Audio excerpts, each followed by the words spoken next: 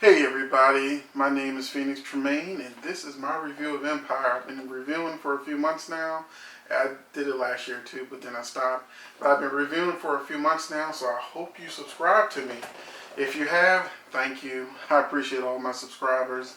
Every time I get a notification on my phone, I'm like, yes.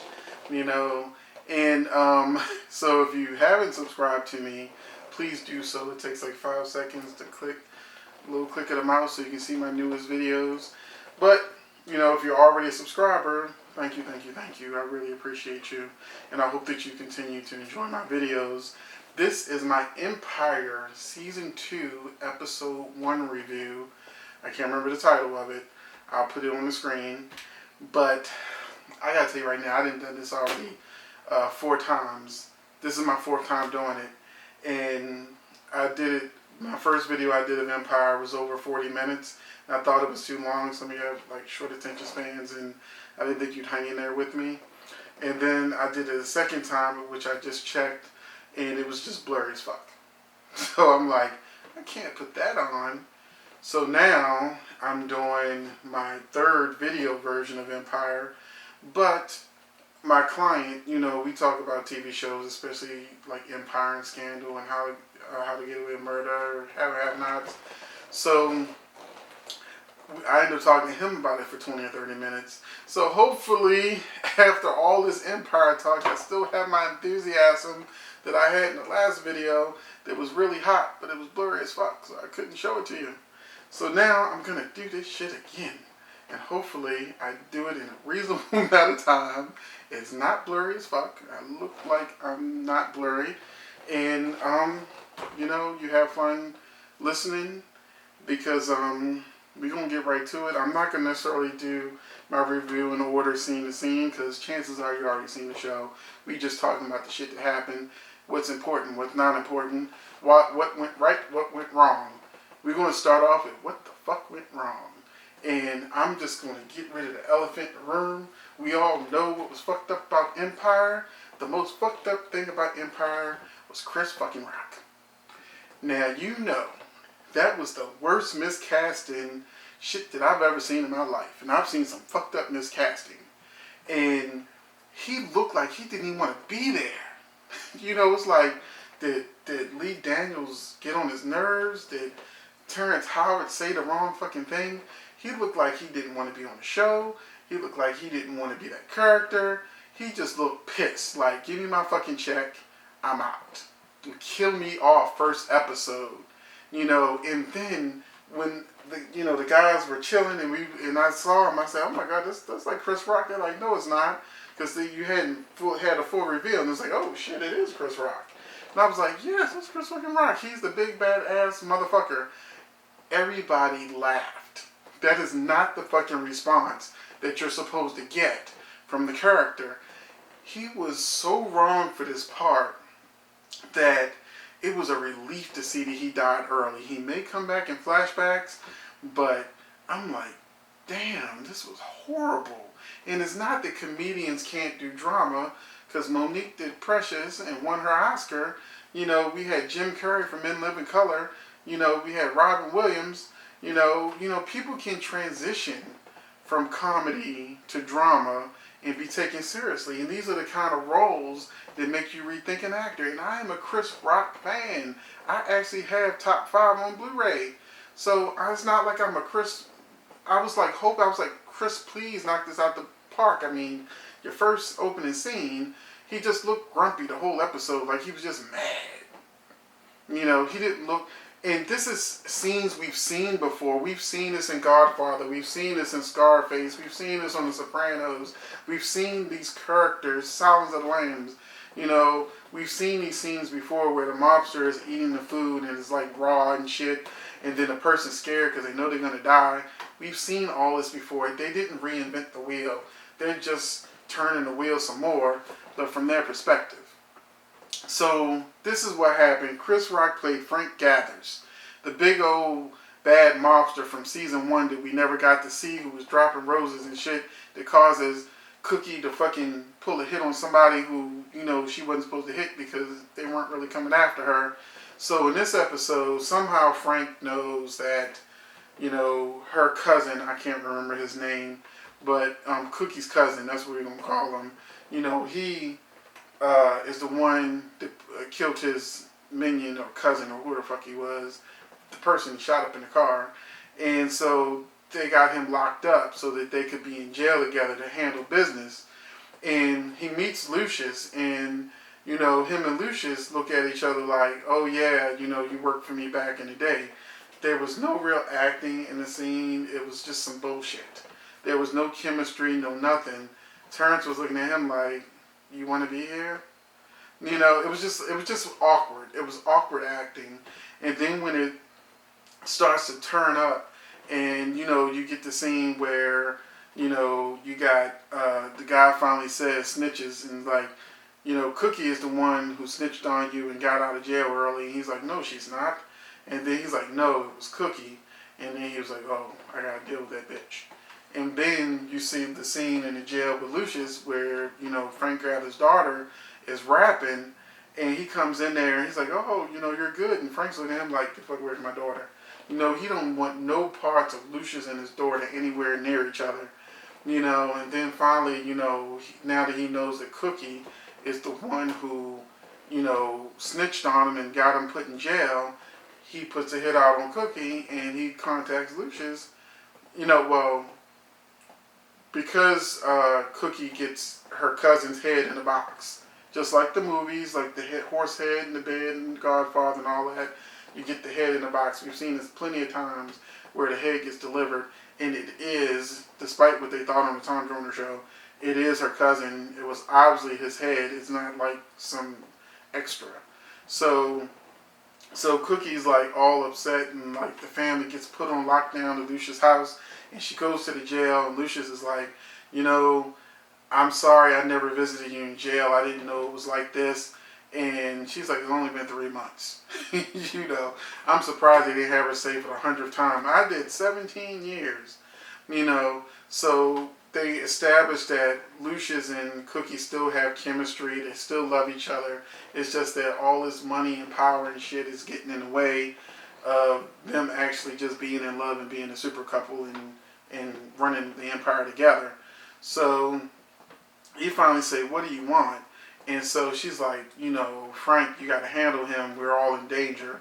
So Lucius, being Lucius, handles the situation.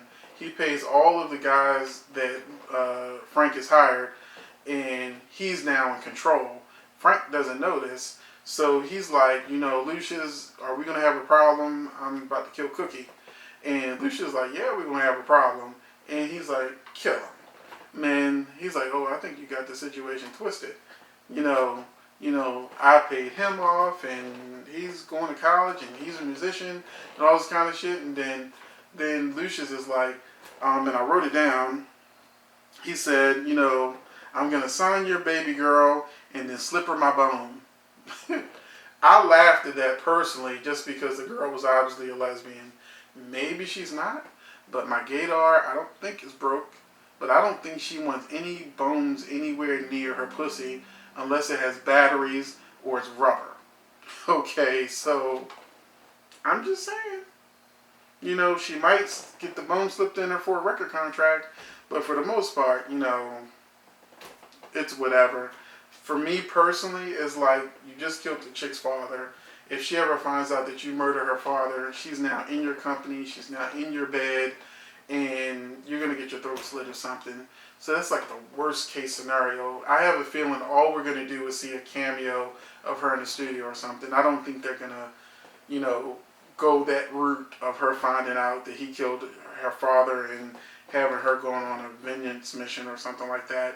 But that was the whole Frank situation. Now, let's talk about the second thing that made everybody uncomfortable. Now, at the very beginning of the show, they had a monkey in a cage. And everybody in the room got silent because it was like, oh, what are they doing? We're about to have Empire just start. Shit. Oh, shit. I bet that's going to be Cookie. So we know that black people have been synonymous to races with apes and monkeys and caricatures like that. So it was very uncomfortable in the room to see the whole monkey in a cage analogy. And I think Taraji explained it very well in the scene that that's what they want to do. They want you to feel uncomfortable. They, we got to be free and we got to do this and we got to do that. And it's sort of a double-edged sword because, some of them motherfuckers belong in jail.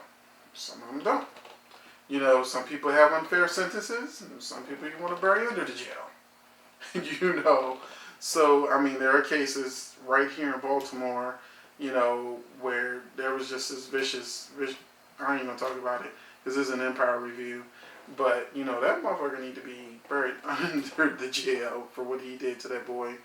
But I'm not gonna go there because this is an Empire review and I ain't gonna get political on you because you want to talk about fucking Empire. So, the monkey in the cage thing took us back. Her explanation was good enough to make us relax again and get back in Empire. But just that imagery, I think part of the uncomfortable feeling is that the younger kids won't get it. Some will because some of the young folks out there are very smart and intelligent and aware of their history. And others will be like, ooh, King Kong. They won't get it. Even if they remember King Kong. So, the next thing that I want to talk about is the music. Because the music was amazing. And I say it was amazing because I like Neo. And you can tell that there's a big difference between Neo producing music and Timbaland producing music. I like Timbaland, but Neo brings the R&B, to Empire. You could hear this is something Neo is a part of. And I like Timbaland, and I want him to bring the pop stuff in too, because I like the music from last year. But I just wanted to note that it was a noticeable change in the music. And then the third problem, me and everybody else that was in the room watching Empire last night had a huge issue with was the cameos. There were too many fucking cameos. Cameo number one, Sean Cross, that was the first rapper that came on, and Swiss Beats. My client just arrived. Now he's going to do the treadmill, so I gotta make sure I do a fast review before my client does the second beat, which means I gotta go down there and start with ab work. I'm a fitness trainer. And I own my own gym. Woohoo! So, anyway, Sean Cross and Switch Beats belong on the show because Empire is about music. So I expect cameos from musicians. I appreciate cameos from musicians. But can you please tell me why the fuck Don Lemon was there?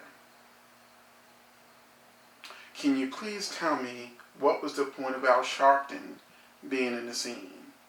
What about Andre Leon Talley? I can understand if he was helping because he's a fashion guy, helping Cookie with her outfit or helping her pick her outfit or something like that. But for him to be in a Lucious Lyons protest rally, I don't see it. And we talked about Chris Rock being miscast in Miss Lawrence. That was like out of nowhere, like from Real Housewives of Atlanta to Empire. That's like a kudos for you for making that big leap. But it was like it would have even made more sense for RuPaul to be on there. But Miss Lawrence singing Sylvester's Mighty Real. Do you, boo? It just didn't make sense. And the reason why it didn't make sense to me, because Andre, Rhonda, and Hakeem didn't have much to do in the episode. Even Andre and Rhonda, their scene was condensed with them in the bed and a flashback of them, burying, digging a hole to bury Vernon, and then him saying she's having a son. That was like a 1-2 minute scene. It was very condensed. So let's get rid of Al Sharpton. Let's get rid of Don Lemon. Let's get rid of, Andre Leon Talley. And the time you took on them, you could have used on an actual scene showing us a real flashback of what happened, a real conversation between the actors. Hakeem was basically like Dennis the Menace, just causing a little trouble here and there. In the episode, there was no real substantial things with him. So our biggest problem with Empire was seeing all the cameos that are coming. Ludacris, Mary J. Blige, Mariah Carey, Oprah Winfrey, I think Denzel Washington. It's like so many people that we just kept seeing all summer long. This person's going to be Empire. That's the person. We want to see our characters, the characters that we fell in love with last year. We don't want to be distracted by cameo after cameo after cameo. It makes sense for them to have somebody like Courtney Love in the studio, or somebody, somebody like that, or Jennifer Hudson in the scene she did. It fit the show. But just because everybody wants to get on doesn't mean you put everybody on, like Chris Rock. Why the fuck you had Chris Rock play Frank Gathers? Why not Ving Rhames? Ving Rhames would make a hell of a lot more sense to have him do it. If Ving Rhames walked in that motherfucking jail, everybody go, oh, shit. Lucius is in trouble now. That would have been a more exciting and made more sense to have somebody like Ving Rhames in that part, not Chris Rock. It just didn't make no fucking sense. Only thing it meant was Chris Rock is a big name. He does movies. He does, HBO specials. He's a producer. He does this, that. People gonna know exactly who he is. But don't just put him in any fucking role just to be putting him on the fucking show. Make the shit make fucking sense. So we had just way too many cameos. We had Marissa Tomei. I saved her separately because it made sense for her to be in a show like Jennifer Hudson, because she actually had a storyline in the show. Even though she's not a singer, she was the backer, where Andre, Anika, Cookie, and Hakeem, they went to her to get $250 million to buy shares, to buy out Lucius, so they can do their hostile takeover. And she played a lesbian, so they had all these girls trying to be all over her, and she was all over Cookie, staring at her breasts and all that kind of stuff. But then the moment she saw Anika, she was like, bitch, bye, to Cookie. And Cookie was like a pimp. Bitch, $250 million, go eat some pussy. Cookie turned to a straight pimp. Because she's bisexual. They never said it. They hinted at it, when she told Anika she would have turned her out in jail. For 17 years, Cookie was doing something. Okay? She had some girl being her bitch. I doubt she was somebody's bitch. She had some girl being her bitch in jail. And she was willing to do that with Marissa Tomei's character, Mimi. But Mimi wanted Anika. Which led to some of the funniest moments of the night. Now, we know in season 1 we had the scene where Cookie was like, that's not an ass. This is an ass. So when she told her to go dance with Mimi, Anika started booty popping, which was my favorite scene in the whole show. And she was really booty popping to Cookie, saying, yeah, I do have some ass. I have some ass too. Maybe not as much, but I still got some ass. And that was the funniest part of the night. But the other people, they laughed at the joke that was on every meme, every Facebook, Twitter, Instagram, which was when Lucius saw them talking to Mimi on TV and told Jamal to find out who she is. So when they went to go do that hard takeover, here comes Mimi spinning around in the chairs like, I sided with Lucius because Lucius is Empire. So, they were all kicked out of the company, for trying to take it over. And Lucius like, game over, bitches. Which he kept saying that shit all over. Even in the, game over, bitches, game time, bitches. It's like they want to sell t-shirts. He just said it way too much. It was too repetitive. But that was Marissa Tomei's storyline. And it led to the funniest line of the night for most people. I like the booty popping the best. But when Cookie turns to Anika and said, why didn't you sleep with her? And then Anika says, I did. And Cookie turns and says, you can't even dyke right. That is like only what people are going to be saying for the rest of their life. That's going to be something that's aligned. It's going to be memorable. It's going to be on T-shirts. It's going to be on memes forever. Um, so, honorable mention to Becky, because Becky, um, which is played by Gabourey Sidibe, she had a lot of funny lines. She didn't have a lot of screen time, but when she was on the screen, she took advantage of it. Her and Jussie have very great chemistry, so that was nice to see. And then we had this other shit with the prosecutor Maxine, where even Lucius said this is illegal because he didn't have a lawyer or nothing. She tried to make a side deal with Lucius if he snitches on people he knew in the past, then she would give him a lighter sentence. And he's like, "Fuck you, bitch. I'm not gonna snitch. And who the fuck are you?" So, what took me out of that scene was the fact that she's supposed to be a prosecutor, and she came in there like she was about to get on somebody's, bootleg in a hood runway show. Her hair was done, her makeup was done, and her titties was out. Was she trying to make a deal with Lucius or give Lucius some pussy? I don't know what she was trying to do, but it reminded me of the show that came on before Empire Rosewood with this police detective woman who, I understand it's a TV show, but give me a little bit of realism, because I was a fireman and I knew police officers, and women want to be taken seriously in jobs when they're homicide detectives and police officers and fire women, stuff like that. So they're not going to wear skin-tight jeans, a tank top, have full cleavage out, with a shirt that's open and a ponytail, and you're a homicide detective or whatever the fuck you're supposed to be. And I'm like, no, make it some kind of way realistic. Mauricia Hargitay on Law and Order, she wouldn't do that shit.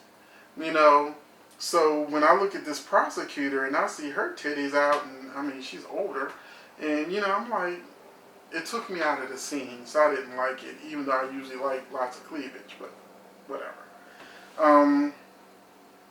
And then, okay, this is the end of my review, because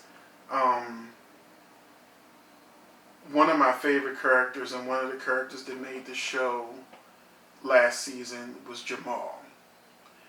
And Jamal was one of my favorite characters, and in one episode they destroyed that.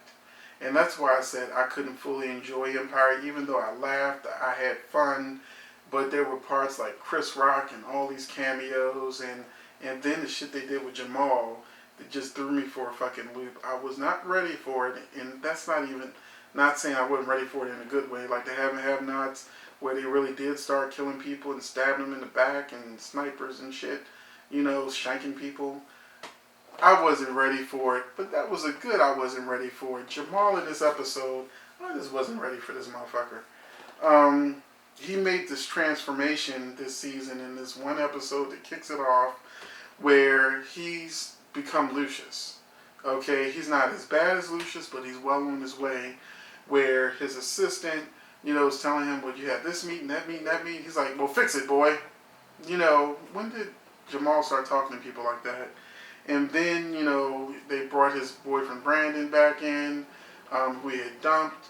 And then, he's like grabbing him back by the back of the hair, just talking to him, like, sort of like with more of a commanding tone and things like that.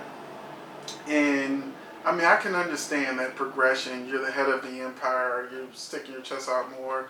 There were people who made jokes, oh, Jamal's the top this season.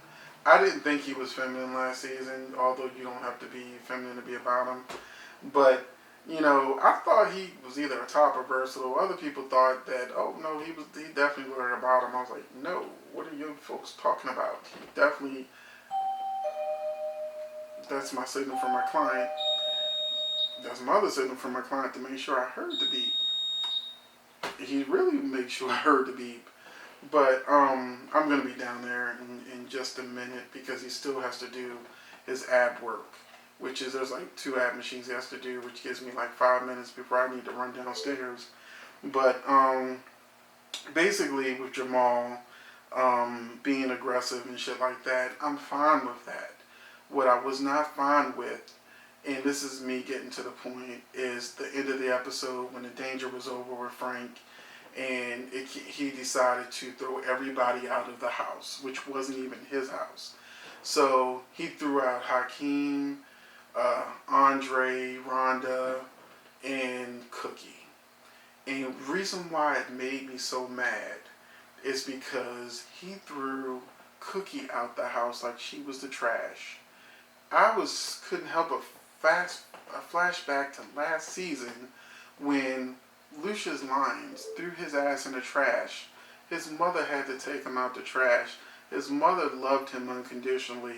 His mother was there for him. As soon as she got out of jail, she made a beeline to him. His mother supported him, told him she loved him, told him she didn't care if he was gay. Just be a good person. His mother is the one who found producers for him to do that first single. His mother is the one who got him to go on the stage when Lucius kept trying to not let him be in the spotlight. His mother is the one who got him on the radio. His mother is the one who gave him the confidence to move forward.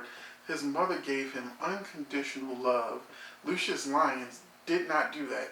Lucius gave him conditional love. That means you are my son if you do this. If you get this paperwork for me, which is where he dangled the guy all over the roof, then, I will take care of you. I will love you conditionally. We know that Lucius Lyons is a snake. The moment he gets out of jail, bitch, get off my throne. You know that's what he's going to do. He'll give him the illusion of being in control a little bit, but we know Lucius is going to be Lucius. Lucius is going to betray him. Lucius is going to see him kiss a boy and lose his fucking mind. He's going to see him do some gay shit and just be uncomfortable with it.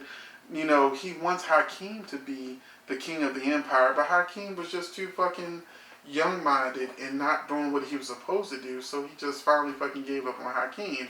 Andre is a fucking bipolar, and he don't know what he gonna do next, and he's not musically inclined. So Jamal was the default son who he gave the empire to, not because he wanted to, not because he felt he earned it, because he ran out of fucking options. So you will diss the mother, throw her out like she was garbage, the one who was give you unconditional love, for the man who don't give two shits about you, who we know is going to betray you before the season is over and make you look like a fucking fool. We know Hakeem's album is going to surpass his and make him all jealous and shit. So we know how this is going to end. We know that Cookie, and when he falls flat on his face and hits rock bottom, Cookie's going to be there like, I got you. Because she's giving him unconditional love. We know this is going to happen. But I just couldn't help but be disgusted by the fact that he threw Cookie out like she was the trash when she was the one who took him out and dusted him off and made him the man that he is, where Lucius ain't give two shits about him, and now he's like Lucius Lyons' 100% cheerleader. Fuck you, Jamal. That is my only feeling that I could have for this character. Fuck you, bitch. How dare you do that to your mother? When she slapped him the first time, I was happy. When she slapped him the second time, I was like, yeah!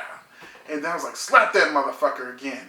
And then Taraji is such a great actress. Them tears started streaming down her face. That made me want to punch him through the screen myself. And then he storms off like a little bitch. I ain't going to call him a bottom, because there are bottoms that don't walk away like a bitch. They're more man than some men out there. So that's the end of my review. I've got to get down there and train my fitness client. I'm going to do my Scandal review tonight, and probably how to get away with murder. I hope you enjoyed this Empire review. Please subscribe if you haven't. If you're already a subscriber, please like, share, and I really appreciate you watching, and I will see you next week on Empire. But I got plenty of other reviews for you to watch in the meantime. Thanks for watching.